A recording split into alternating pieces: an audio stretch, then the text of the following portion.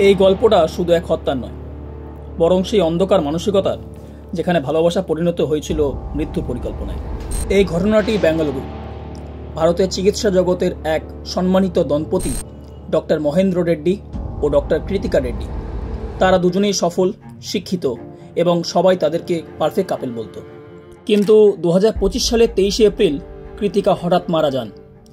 প্রথমে সবাই ভেবেছিল এটি একটি স্বাভাবিক মৃত্যু, কিন্তু সত্যিই কি এতটা সাধারণ ছিল? ডাক্তার মহেন্দ্র ছিলেন একজন অ্যানেস্থেটিস্ট, যিনি বোয়িং হাসপাতালে কাজ করতেন। চিকিৎসা বিজ্ঞানে তার জ্ঞানী হয়ে ওঠে তার স্ত্রীকে হত্যার অস্ত্র। কৃতিকা গ্যাস্ট্রিক ও মেটাবলিক সমস্যা ছিল।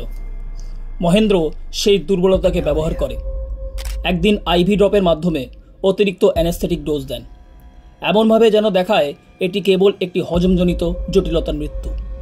কিন্তু তার বোন ডাক্তার নিকিতা রেড্ডি কিছু একটা ভুল বুঝতে পারেন। একজন চিকিৎসক হিসেবে তার মনে সন্দেহ জাগে, এত হঠাৎ কি করে এইভাবে মৃত্যু হয়। তিনি জোর দেন পোস্টমর্টমের জন্য, আর সেখানেই খুলে যায় সত্যের দরজা। ফরেন্সিক রিপোর্টে দেখা যায় কৃতিকার শরীরে পাওয়া গেছে প্রোপিফল নামক এক অ্যানেস্থেটিক ড্রাগ, যা সাধারণত অস্ত্রোপচারের সময় ব্যবহার হয়, কিন্তু অতিরিক্ত মাত্রায় এটি মৃত্যুও ডেকে আনতে পারে।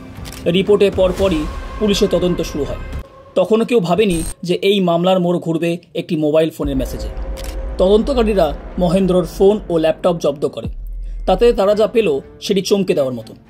স্ত্রীর মৃত্যুর পরপরই মহেন্দ্র একাধিক মহিলাকে বার্তা পাঠিয়েছিলেন। একটি পেমেন্ট অ্যাপের মাধ্যমে পাঠানো এক বার্তায় লেখা ছিল, আমি তোমার জন্য স্ত্রীকে খুন করেছি। এই একটি বাক্য পুরো তদন্তের মোড় ঘুরিয়ে দেয়। ফরেন্সিক পরীক্ষায় দেখা যায় বার্তাটি তারই ফোন থেকে পাঠানো হয়েছে এবং যেসব মহিলারা বার্তাটি পেয়েছিলেন তারাও সেটিকে নিশ্চিত করেন। ডক্টর সঞ্জয় সহায় এই বিষয়ে বলেন, আমরা প্রথমেই বুঝতে পারি এটি নিখুঁতভাবে পরিকল্পিত একটি হত্যাকাণ্ড। যখন প্রোপিফলের চিহ্ন পাওয়া গেল তখনই পরিষ্কার হয়ে গেল যে এটি কোনো দুর্ঘটনা নয়। তবে সবথেকে বড় ভূমিকা রেখেছে ডিজিটাল ফরেন্সিক প্রমাণ। আজকের দিনে 98% প্রমাণ ডিজিটাল ডিভাইসেই লুকিয়ে থাকে। পুলিশ ব্যবহার করে উন্নত সাইবার ফরেন্সিক টুল, যার মাধ্যমে তারা মোবাইলের গভীর মেমোরি থেকেও উদ্ধার তথ্য করে এবং এইভাবেই তারা অপরাধীকে ধরতে সক্ষম হয়।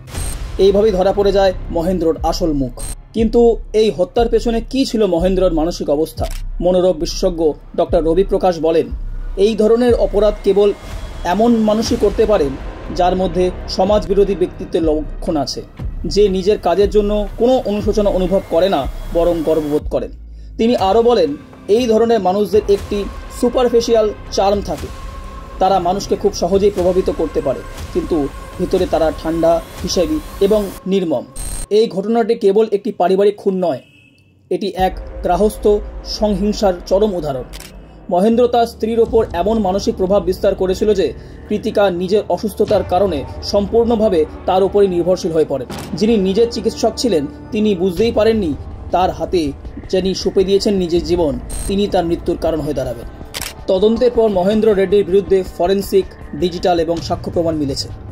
প্রত্যেক প্রমাণ একই কথা বলে, এটি ছিল এক ঠান্ডা মাথার পূর্ব পরিকল্পিত হত্যাকাণ্ড।